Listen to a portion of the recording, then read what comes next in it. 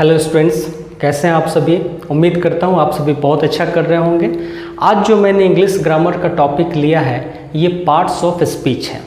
ये वही parts of speech है जिसको हर एक इंग्लिश टीचर अपनी पहली क्लास में पढ़ाता है। इनफैक्ट ग्रामर की शुरुआत यहीं से होती है। तो हम लोग भी आज पार्ट्स ऑफ स्पीच पढ़ेंगे, लेकिन थोड़ा डिफरेंट पढ़ेंगे, थोड़ा अलग पढ़ेंगे। ये अलग क्या होगा मैं आपको समझाने की कोशिश करता हूँ। अलग ये होगा कि इस टॉपिक को ख़त्म करने के बाद आप ये समझ पाएंगे कि अगर कोई सेंटेंस लिखा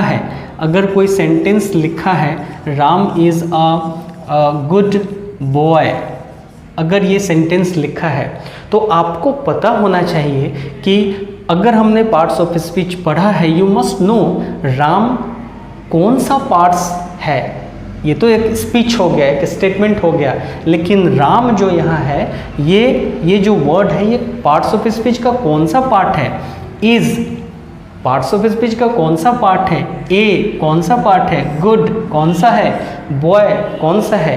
अगर एक सेंटेंस को देख करके आपने हर एक वर्ड को अलग अलग बताने में सक्षम हो गए, अलग अलग रिकग्नाइज कर पाए कि सर ये पार्ट्स ऑफ स्पीच का नाउन है, सर ये हेल्पिंग वर्ब है, सर ये आर्टिकल है, सर ये एडजेक्टिव है, सर ये भी एक नाउन है।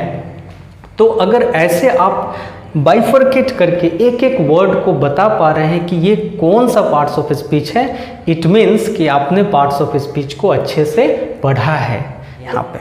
तो आइए हम लोग शुरू करते हैं पार्ट्स ऑफ स्पीच को एक नए अंदाज में। Parts of speech: noun, pronoun, adjective, verb, adverb, preposition, interjection and conjunction. ये पार्ट्स ऑफ स्पीच के 8 पार्ट्स हो गए जिनको हम लोग बचपन से पढ़ते आ रहे हैं। लेकिन आज के इस पढ़ाई में, आज के पार्ट्स ऑफ स्पीच की स्टडी में कुछ अलग होने वाला है, और ये आपको समझाने के लिए मैंने क्या किया है, पूरे पार्ट्स ऑफ स्पीच को 2 पार्ट में डिवाइड कर दिया है। मैंने पार्ट्स ऑफ स्पीच को 2 पार्ट में कर दिया। पहला है फॉर्म क्लासेस एंड दूसरा है स्ट्रक्चर क्लासेस। तो क्या मतलब है, अब मैं क्या करूँगा कि हमारे पास जो ये list of parts of speeches है, 8 पार्ट्स ऑफ स्पीच है, इनको मैं एक एक करके इन 2 form classes and structure classes में अरेंज। तो ये आपने देखा हमारे पास जो टोटल 8 पार्ट्स ऑफ स्पीचेस हैं, noun, pronoun, adjective, verb, adverb, preposition, interjection and conjunction, इनको हमने 2 क्लासेस में डिवाइड कर दिया है, form classes and structure classes. क्यों डिवाइड किया है, क्या मतलब है फॉर्म क्लासेस का, क्या मतलब है स्ट्रक्चर क्लासेस का, बहुत ब्रीफ में मैं आपको समझा रहा हूँ। ये जो फॉर्म क्लासेस है ना, यहाँ पे है फॉर्म चेंजेबल। क्या लिखा मैंने, फॉर्म चेंजेबल। इसका मतलब है कि ये जो नाउन है, एडजेक्टिव है, वर्ब है, एडवर्ब है, इनके जो रूप हैं ये बदलते रहते हैं। नहीं समझे, रूप बदलना मीन्स नाउन क्या हो जाएगा, कभी एडजेक्टिव हो जाएगा, एडजेक्टिव कभी वर्ब हो जाएगा, वर्ब कभी एडवर्ब हो जाएगा, एडवर्ब कभी एडजेक्टिव हो जाएगा, वर्ब हो जाएगा, और ये ऐसे करके आपस में बदलते रहते, अपना रूप चेंज करते रहते। That's why it is called form is changeable. तो चेंजेबल में भी क्या है, ये इंटरचेंजेबल है। कैसा है, इंटरचेंजेबल है, मीन्स ये आपस में ही अपना रूप बदलते रहते हैं। हम लोग एग्जाम्पल से देखेंगे। और यहाँ पे स्ट्रक्चर क्लास में क्या करेंगे, ये इनका फॉर्म नहीं चेंज करता।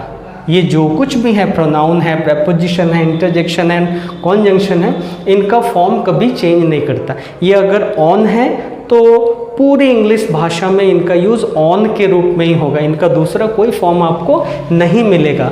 कोई भी है, प्रोनाउन है, अगर ही है वो हमेशा ही रहेगा, उसका दूसरा फॉर्म नहीं मिलेगा आपको। इंटरजेक्शन है, वाव, हमेशा वैसे ही रहेगा, वो चेंज नहीं करेगा। कॉन्जंक्शन है, एंड, और, फॉर्म चेंज नहीं करेगा। तो यहाँ पे मैं क्या लिख सकता हूँ, फॉर्म नॉन चेंजेबल।